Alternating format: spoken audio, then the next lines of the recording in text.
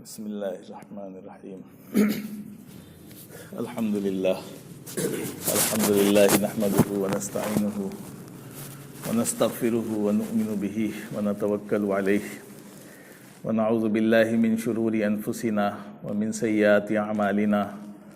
من يهده الله فلا مضل له ومن يضلله فلا هادي له ونشهد أن لا إله إلا الله وحده لا شريك له ونشهد أن سيدنا ومولانا محمدا عبده ورسوله.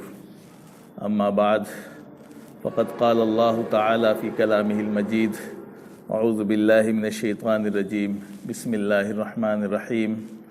أحل الله البيع وحرم الربا. صدق الله العظيم.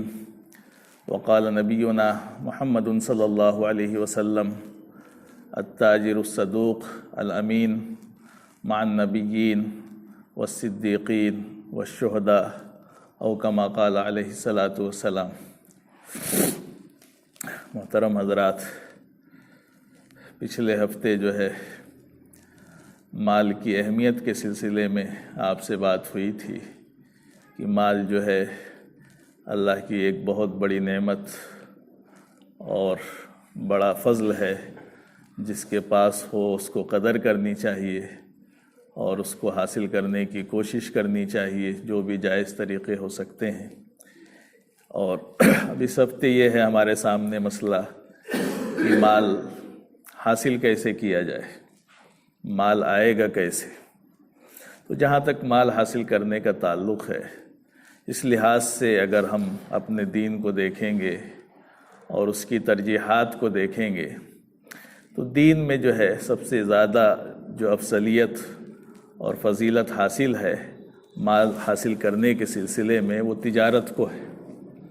بزنس، تجارت، یہ جو عمل ہے یہ ایسا عمل ہے جس کو انبیاء نے بھی کیا ہے اور صحابہ کی بڑی تعداد بھی اسی کام میں لگی ہوئی تھی. آپ صحابہ کا جائزہ لیں گے تو پتہ چلے گا کہ خلفائے راشدین میں سے 3 حضرات ایسے تھے جو تاجر تھے. ائمہ میں جائیں گے تو ائمہ میں بھی ہمارے جو 4 مشہور امام ہیں ان میں سے 3 تاجر تھے. تو تجارت بڑی اہمیت کی حامل چیز ہے اور کسی قوم کے لیے بھی بڑی بنیادی چیز ہے. یہ جو نوکری ہوتی ہے یہ سب تو عارضی چیزیں ہوتی اور یہ تو بہت کم لوگوں کو حاصل ہو سکتی، لیکن تجارت ہے، بزنس ہے، کاروبار ہے، یہ ایسی چیز ہے جو ہر ایک بندہ کر سکتا ہے. اسی لیے اس کو اسلام نے ترجیح بھی دی ہے اور بڑی فضیلت بھی بیان کی ہے. اللہ تعالیٰ نے قرآن میں بھی فرمایا اور جو حدیث آپ کے سامنے پڑھی بڑی اہم حدیث ہے. ہمارے سامنے جو ہے صحابہ کی عبادت کا، ان کی نماز کا، ان کے روزے کا، ان کے ذکر کا، اس کا تذکرہ ہوتا ہے، لیکن ان کی تجارت کا، ان کی مال کمانے کا، اس کا تذکرہ نہیں ہوتا ہے. حالانکہ وہ بھی اسلام کا جز ہے، وہ بھی حصہ ہے. اگر 10 مہینے ہم نماز پہ تقریریں کرتے ہیں، بیان ہوتے ہیں، تو 2 مہینے اس پہ بھی ہونے چاہیے. یہ بھی اسی دین کا حصہ ہے. تو بہرحال یہ جو ہے بڑی اہم چیز ہے. تو اللہ کے وسلم نے فضیلت بیان فرمایا کہ التاجر الصادق الصدوق الامین مع النبیین والصدیقین والشہداء. فرمایا کہ وہ تاجر جو سچا ہو، امانت دار ہو، تو اس کا حشر انبیاء کے ساتھ ہوگا. اس کا حشر جو ہے نا مع النبیین والصدیقین، سچوں کے یعنی صدیقین کے ساتھ ہوگا، وہ شہداء اور شہداء کے ساتھ ہوگا. تو آپ اس سے اہمیت سمجھیں کہ یہ کسی عام کے بارے میں نہیں کہا جا سکتا ہے کہ اس کا حشر انبیاء کے ساتھ ہوگا، لیکن ایک تجارت کرنے کے والے کے بارے میں اللہ کے وسلم یہ بات فرما رہے ہیں کہ جو سچا اور امانت دار تاجر ہوگا اس کا حشر جو ہے انبیاء، صدیقین اور شہداء کے ساتھ ہوگا. تو اس سے فضیلت معلوم ہوتی ہے، اہمیت معلوم ہوتی ہے تجارت کی. اور تجارت بڑی بنیادی چیز ہے. جو قوم تجارت کرتی ہے وہ کسی کے غلام نہیں ہوتی ہے، وہ خود مختار ہوا کرتی ہے.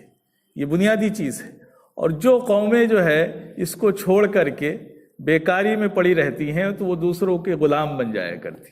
آپ دنیا میں دیکھیں گے، اپنے ملک میں بھی دیکھیں گے، غور کریں گے تو بہت سی قومیں ہیں جو تجارت کرتی ہیں اور زیادہ ان کا جو معاملہ ہے وہ تجارت پہ یا کسانی پہ ہے. تو وہ دوسری قوموں سے مضبوط ہیں۔ ہمارے ملک میں آپ دیکھیں سردار لوگ ہیں، سرداروں کو آپ دیکھیں، آپ پورے ہندوستان میں گھوم لیجئے، آپ کو نہ کوئی سردار بھیک مانگتا ہوا ملے گا، کہیں نہیں ملے گا آپ کو کہ سردار بھیک مانگ رہا ہو۔ سب سے زیادہ بھیک مانگنے والی قوم مسلمان۔ بڑا آسان کام سمجھا، کہیں بھی گئے مانگ لیے، چونکہ ہمارے دین میں تو بڑی فضیلت ہے دینے کی بھی، تو لوگ دیتے بھی ہیں اور دینا بھی چاہیے، لیکن لوگوں نے اس کو بڑا آسان کام بھی سمجھ لیا، تو وہ جگہ جگہ بھیک مانگتے رہتے ہیں اور اس کا فائدہ اٹھا کر کے دوسری قومیں بھی مانگتی ہیں۔ ایسا نہیں، بہت سے قومیں ایسی ہیں جو اس کا فائدہ اٹھا کر کے وہ بھی نقاب پہن کے مانگنا شروع کر دیا انہوں نے، وہ بھی ایسا حلیہ بنا لیتے ہیں جس سے لگے کہ یہ بھی مسلمان، اس لیے کہ ان کو پتہ ہے کہ اس قوم میں تو بڑا آسان ہے مانگنا۔ تو یہ ایک بڑی خرابی ہے۔ تو آپ دیکھیں سرداروں کو کہ وہ بڑی یونٹی کے ساتھ، بڑے ڈسپلن کے ساتھ اور بڑی مضبوطی کے ساتھ کام میں لگے رہتے ہیں، ترقی پہ ہیں وہ قوم کسی کے محتاج نہیں ہے، بہت تھوڑی ہے اس ملک میں، لیکن وہ مضبوط ہیں اور کوئی ان کو دبا نہیں سکتا ہے، وہ اپنا حق لینا جانتے ہیں اس لیے کہ وہ مضبوط ہیں۔ مسلمانوں کا کیا ہے؟ بیکاری۔ آپ چلے جائیے دیکھ لیجئے، پورے نوجوان شراب نوشی میں، پڑیا کھانے میں، طرح طرح کے نشوں میں سب سے آگے، سب سے زیادہ یہ پیسے خرچ کرتے ہیں قوم کے جو ہے ان غلط کاموں میں، اور اچھے کاموں میں سب سے پیچھے۔ تو جس نبی کی تعلیم جو ہے بنیادی جو ہے ایسی ہے، وہ اس تعلیم کو نہیں دیکھتا ہے۔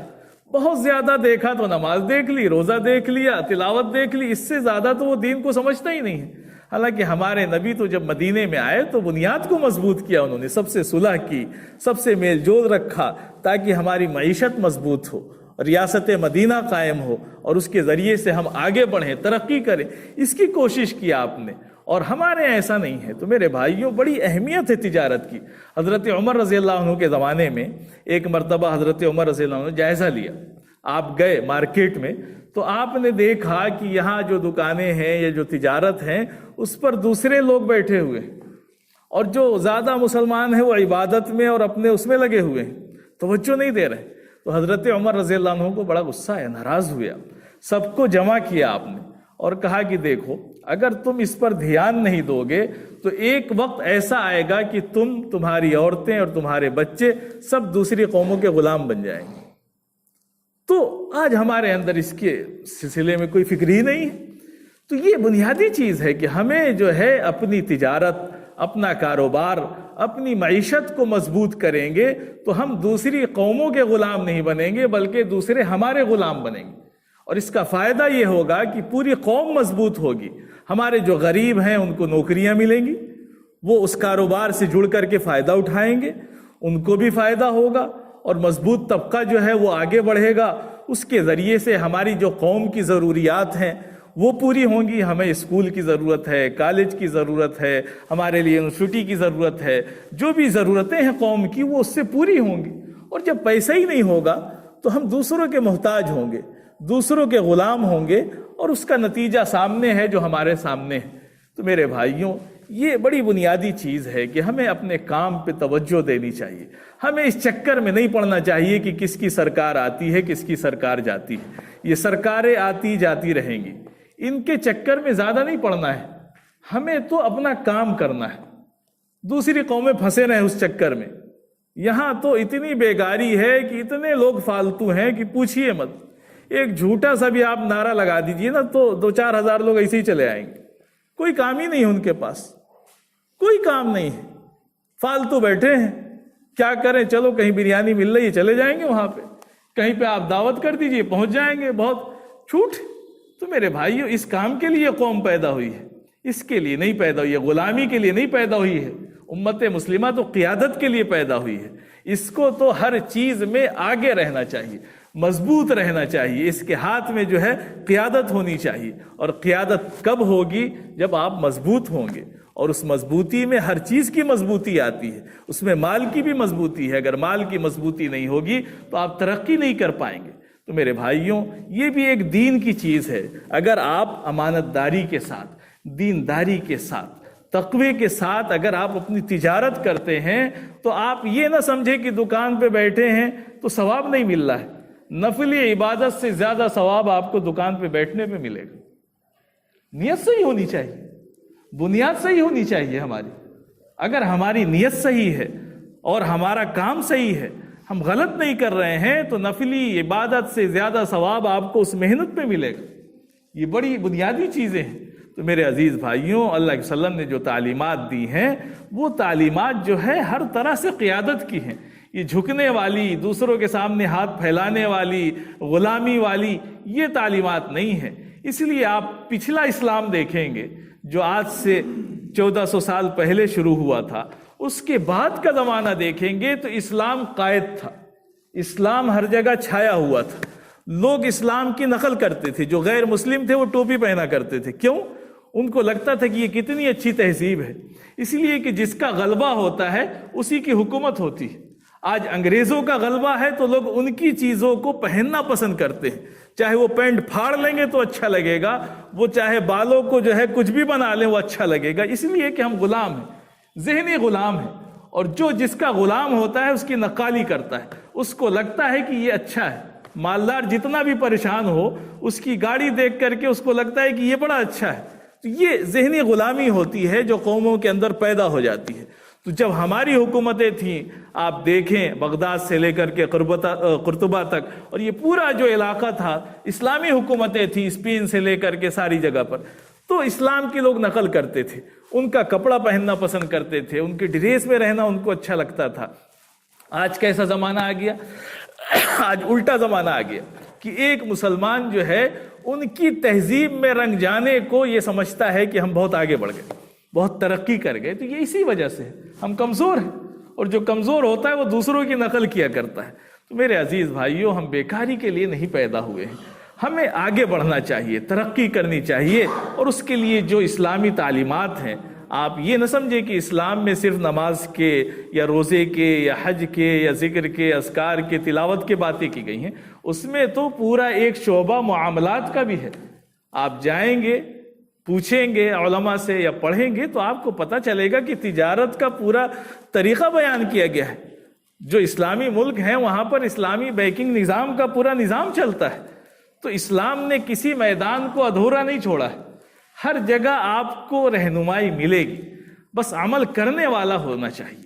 اور اگر مسلمان صحیح ہو جائیں، صحیح طور پر اپنا کام کرنے لگیں، تو دوسری قومیں تو ان کی ایمانداری کو، ان کی امانت داری کو، ان کی سچائی کو دیکھ کر کے وہ خود بخود آپ کے سامنے آئیں گے۔ پوری دنیا میں جو اسلام پھیلا ہے، آپ اگر اس کی تاریخ پڑھیں گے تو آپ کو پتہ چلے گا کہ دنیا کے زیادہ ملکوں میں جو اسلام پہنچا ہے وہ تجارت سے پہنچا ہے۔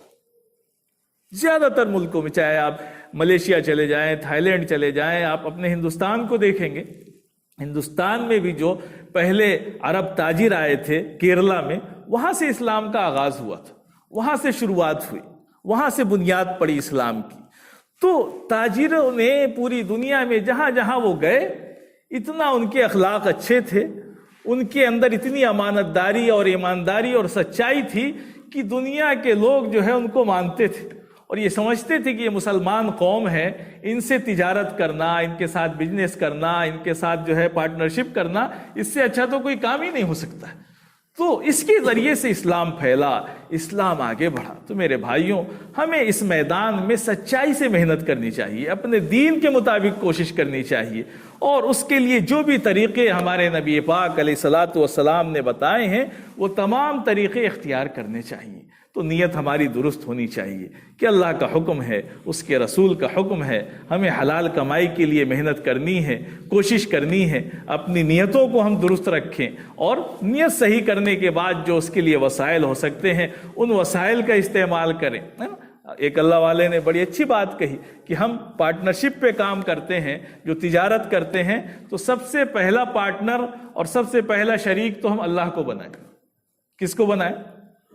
اللہ کو بنائیں۔ کہ ہم کوئی کاروبار شروع کرنے جا رہے ہیں تو ہم یہ سمجھیں کہ سب سے پہلا شریک ہمارا کون ہے، پارٹنر اس بزنس کا؟ ہمارا اللہ ہے۔ اللہ کو شریک کر لیں کہ ہماری جو بھی کمائی ہوگی، جو بھی آمدنی ہوگی، اس کا اتنا حصہ ہم اللہ کے لیے ضرور نکالیں گے۔ اب بنا لیں شریک اللہ کو، پارٹنر بنا لیں اپنا۔ اب وہ اپنی حیثیت کے مطابق آپ کر سکتے ہیں ہے نا. بمبئی کے ایک ڈاکٹر صاحب کا واقعہ پڑھا تو بڑے مشہور ڈاکٹر صاحب تھے وہ. تو ان کے بارے میں پتہ چلا ان کے یہاں اتنی مریضوں کی بھیڑ اور اتنی شفا کہ ان کو وقت نہیں ملتا تھا بیچارے کہ اپنا کوئی ذاتی کام کر سکے. تو ان کے بارے میں لکھا ہے کہ وہ کیا کرتے تھے, جتنے مریض آتے تھے 100 روپے ان کی فیس تھی تو 100 روپے میں سے وہ 10 روپے صدقہ نکالا کرتے تھے. اب ظاہر سی بات ہے حدیث میں آیا کہ صدقے سے بیماروں کا علاج کرو, تو ایک بڑا کام انہوں نے کر دیا کہ 10 روپے اس مریض کے پیسے سے انہوں نے 100 روپے فیس سے اللہ کے لیے نکال کر کے الگ کر دیا. اب دوا میں بھی شفا ہوئی اور ان کے کاروبار میں بھی برکت ہوئی, اللہ کو انہوں نے اپنا شریک بنا لیا. تو بڑی برکت. ان کے پاس وقت نہیں, ان کے پاس ٹائم نہیں مریض دیکھنے کا, اتنی بھیڑ, اس لیے کہ انہوں نے اللہ سے معاملہ کر لیا, کسی کے لیے نہیں, اللہ سے معاملہ کر لیا. تو ہر بندہ ایسا کر سکتا ہے کہ وہ 10 روپے کماتا ہے, 20 روپے کماتا ہے, 100 روپے کماتا ہے, 1 روپے 2 روپے جتنا اس سے ہو سکے تو وہ تو پہلے اللہ کو شریک بنا لے کہ ہمارا اللہ جو ہے پارٹنر ہے. اگر جو بھی ہماری کمائی ہوگی ہم اس میں سے 1% 2% اللہ کے لیے نکالیں گے. اور اللہ کے لیے نکالنے کا کیا مطلب ہے؟ کیا اللہ کو ہمارے مال کی ضرورت ہے؟ اللہ محتاج نہیں ہے, اللہ غنی ہے, اس کو کسی کے مال کی ضرورت نہیں ہے.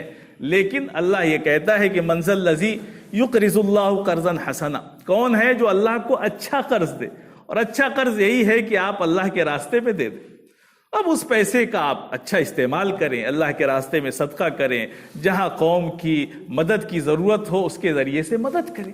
آپ دیکھیں بہت لوگ کرتے ہیں, ابھی بھی بہت سی دکانوں پہ جائیں گے تو وہ ڈبہ رکھے رہتے ہیں کہ روزانہ اپنی کمائی میں سے وہ ضرور کچھ نہ کچھ اللہ کے لیے نکال دیتے ہیں. اور جو عمل پابندی سے ہوتا ہے اس میں برکت بہت ہوتی ہے. ہمارے یہاں کیا ہے کہ کبھی اٹھایا تو لاکھوں روپے صدقہ کر دیے, اور کبھی خالی خالی چل رہا ہے پورا سال. تو ایک مسلسل کام ہو نا, اللہ سے ہم ایک معاہدہ کر لیں کہ ہم اپنی کمائی کا 5%, 2.5%, 10%, 1%, 2% اللہ کو دیں گے. تو ایک معاملہ ہو گیا. اب پابندی سے نکال رہے ہیں تو آپ دیکھیں, ایک تو آپ نکالیں گے تو اللہ سے جڑے رہیں گے نا, آپ کا دل اللہ سے جڑا ہو, اس مال کی محبت نہیں پیدا ہو رہی دل کے اندر. اور جو مطلوب ہے کہ مال تو کمائیے لیکن مال کی حکومت دل پہ نہ ہو, دل پہ اللہ ہی کی حکومت ہونی چاہیے. تو اس مال کی محبت بھی کم ہوگی, آپ سمجھیں گی کہ یہ اللہ نے ہمیں مال دیا ہے, اللہ کا ہے, اللہ کے لیے ہم نکال رہے ہیں. تو وہ نکال دیا آپ نے اللہ کے لیے, اور اس پر بالکل نگاہ مت ڈالیے اور اس کو استعمال کریے, چاہے وہ کہیں بھی استعمال ہو جائے, دین کے کام میں, مسجد ہے, مدرسہ ہے, کسی غریب کی شادی ہے, کہیں ضرورت ہے, جو بھی ضرورت آ جائے اس میں اس کو استعمال کریے آپ. تو یہ ایک کام تو اس کو پابندی سے کرنا چاہیے. اور باقی بھی تجارت ہوتی ہے کہ ہم تجارت کرتے ہیں تو اس میں پارٹنرشپ ہو جائے تو بڑی اچھی بات ہوتی ہے.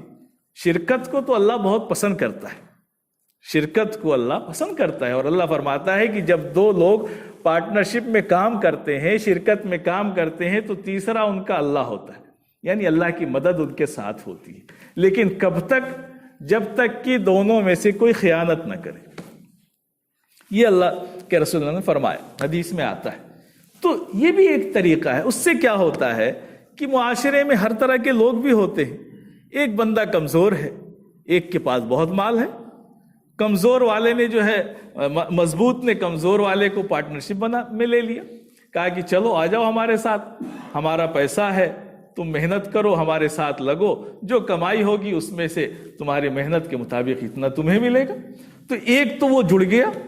اور جب 1-2 لوگ جڑتے ہیں, ہاں اس کا ضرور خیال رکھیں کہ جس سے آپ جڑ رہے ہیں وہ خیانت والا آدمی نہ ہو, امانت دار آدمی ہونا چاہیے. اس لیے کہ امانت میں ہی اللہ کی برکت کا وعدہ ہے. امانت دار نہیں ہوگا, اگر چوری شروع کر دے گا, ہاتھ مارنا شروع کر دے گا, تو اس میں سے برکت ختم ہو جاتی.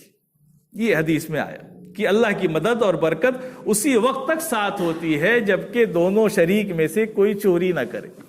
تو شرکت کا فائدہ یہ ہوتا ہے کہ جب انسان کچھ بھی کرتا ہے تو اس کی تقدیر اس کے ساتھ جڑ جاتی ہے. تقدیر کا بڑا معاملہ ہوتا ہے. اب جب 2 لوگ کام کر رہے ہیں, 3 لوگ کام کر رہے ہیں, تو پہلے آپ کی تقدیر تھی, اب جس کو آپ نے جوڑا اس کی بھی تقدیر آپ کے ساتھ جڑ گئی. ہوتا ہے نا, حدیث میں آتا ہے کہ ایک صحابی گئے اللہ علیہ وسلم کے پاس اور انہوں نے اپنی غربت کی شکایت کی, بڑے پریشان تھے فقر و فاقے سے. تو اللہ علیہ وسلم نے ان سے کہا کہ جاؤ شادی کرو. شادی کر لی انہوں نے. شادی کر لی پھر بھی ان کی غربت ختم نہیں ہوئی. کہا کہ اللہ صلی اللہ علیہ وسلم ابھی تو مسئلہ حل نہیں ہوا ہمارا. تو کہا کہ جاؤ ایک شادی اور کر لو. ظاہر سی بات ہے ہم تو سوچیں گے ہے نا ہمارے، لیکن اللہ کے نبی صلی اللہ علیہ وسلم، تو آپ نے کہا جاؤ ایک شادی اور کر لو. پھر شادی کی پھر بھی مسئلہ حل نہیں ہوا ان کا. کہا کہ اللہ صلی اللہ علیہ وسلم ابھی بھی وہی حالت ہے، میری غربت تو نہیں دور ہوئی. کہا کہ جاؤ ایک اور شادی کرو.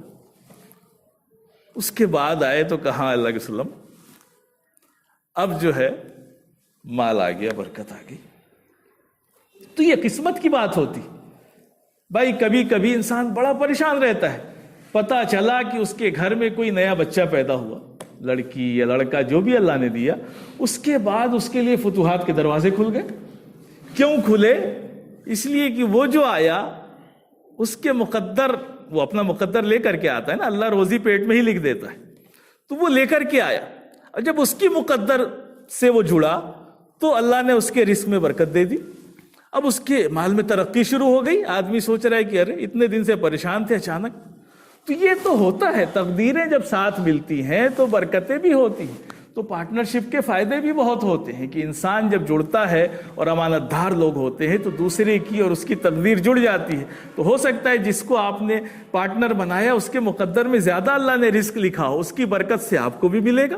تو میرے عزیز بھائیوں، ہمارے دین کے اندر تو بڑی سہولتیں ہیں اور بڑی چیزیں ہیں. تو سب سے پہلا پارٹنر تو اللہ کو بنائیے، اللہ سے معاہدہ کریے، جو بھی کاروبار کریے. ہمارے صحابہ کیسا کاروبار کرتے تھے؟ وہ جب دیکھتے تھے کہ کوئی دین کا مسئلہ آ گیا، ان کے پاس کھانے کو نہیں ہے، لیکن خاص طور سے اس دن وہ مزدوری کرنے جاتے تھے کہ آج ہم مزدوری کریں گے اور اس مزدوری سے اپنے گھر کا خرچ بھی چلائیں گے اور یہ جو دین کا مطالبہ ہے صدقہ بھی کریں گے. تو وہ اس کے لیے زبردستی مزدوری کرنے جاتے تھے، صدقہ کرنے کے لیے. تو ان کے نزدیک یہ چیزیں تھیں. اور ہمارے ہاں تو ساری چیزیں ختم ہو گئیں. اور دین پر چلنے میں بڑی برکت ہی برکت ہے، سہولت ہی سہولت ہے. اگرچہ سمجھ میں اسی کو آتا ہے جو بندہ جب اس میں جڑ جاتا ہے، اور جب تک نہیں جڑتا ہے تو اس کو تو دین کی چیز سمجھ میں نہیں آتی. اس کو تو لگتا ہے کہ جتنی چوری کر لو، جتنی حرام خوری کر لو، جتنا غلط کام کر لو اتنا ہی مال ہے. حالانکہ ہوتا اس کے الٹے کہ جتنا آپ اچھا کام کریں گے اتنا ہی برکت ہوگی، لیکن اس کی برکت جو ہے وقت لگتا ہے. ایسا نہیں کہ اچانک ہو جائے. ایک وکیل صاحب کا واقعہ پڑا. وکیل تو ویسے بھی بڑے مشہور ہیں، ان کا کاروبار سارا جھوٹ پہ ہی چلتا ہے، لیکن ایسا بھی نہیں ہے. وکیل اچھا بھی ہو سکتا ہے، اچھا بھی ہو سکتا ہے. ایک پاکستان کے وکیل صاحب کا واقعہ لکھا کہ انہوں نے عہد کر لیا اللہ سے کہ اب ہم جھوٹ نہیں بولیں گے چاہے کچھ بھی ہو جائے. سارے وکیل پریشان ہو گئے. ان سے کہا کہ بھائی آپ نے کیسا وعدہ کر لیا، کبھی آپ اس پہ ٹک پائیں گے؟ وکالت بھی کہیں بغیر جھوٹ کے چلتی ہے. انہوں نے کہا کہ بھائی میں نے اللہ سے معاہدہ کر لیا ہے، اب چاہے جو بھی ہو، فاقہ بھی کرنا پڑے، لیکن میں جھوٹ نہیں بولوں گا. یہ طے کر لیا. بڑی پریشانی آئی بیچارے، کوئی ان کے پاس آئے نہ، کیسے ان کی وکالت چلے. اس کے بعد ہوا یہ کہ ایک دو لوگ آئے ان کے پاس اور انہوں نے امانت داری سے اور سچائی سے کام کیا. اور اس کے بعد جو ہے اللہ نے ایسی برکت دی کہ جتنے نیک لوگ تھے سب انہی کے پاس جاتے تھے کہ نہیں وہ سچے وکیل ہیں. تو اب پتا چلا کہ جتنے جھوٹے وکیل تھے ان کی دکانیں تو ہلکی ہو گئی، اور وہ جو سچے وکیل صاحب تھے ان کے پاس وقت نہیں ہے کام. اتنے لوگ آنے لگے کہ وہ بڑے سچے ہیں، مشہور ہو گئے وہ. تو شروع میں تو پریشانیاں آتی ہیں، انسان جب غلط کام چھوڑتا ہے اور سچائی کی طرف آتا ہے، لیکن سچائی کی جب برکت آتی ہے نا تو پھر دنیا دنگ رہ جاتی ہے کہ کیسے ان کے پاس اتنی برکت، کیسے اتنے ان کے پاس لوگ آ رہے ہیں. تو وہ اللہ کی طرف سے ہے، اللہ آزماتا ہے. آپ دین پر جم جائیں گے تو اللہ آپ کی ہر چیز میں برکت دے دے گا. جمنا شرط ہے، اللہ کی طرف سے آزمائش اور امتحان جو ہو اس پر جمنا شرط ہے. تو میرے عزیز بھائیوں، ہم صحیح دین پر آئیں، اپنی تجارت کو مضبوط کریں، ہم محنت سے کام کریں، سچائی کے ساتھ کام کریں، امانت داری کے ساتھ کام کریں. جس ملک میں رہتے ہیں اس ملک کی حکومت، اس کے قانون کی وفاداری کے ساتھ کام کریں. آپ دیکھیں کہ انشاءاللہ اللہ کی برکتیں آپ کے ساتھ ہوں گی. اللہ تبارک و تعالی ہم سب کو کہنے سننے سے زیادہ عمل کی توفیق عطا فرمائے.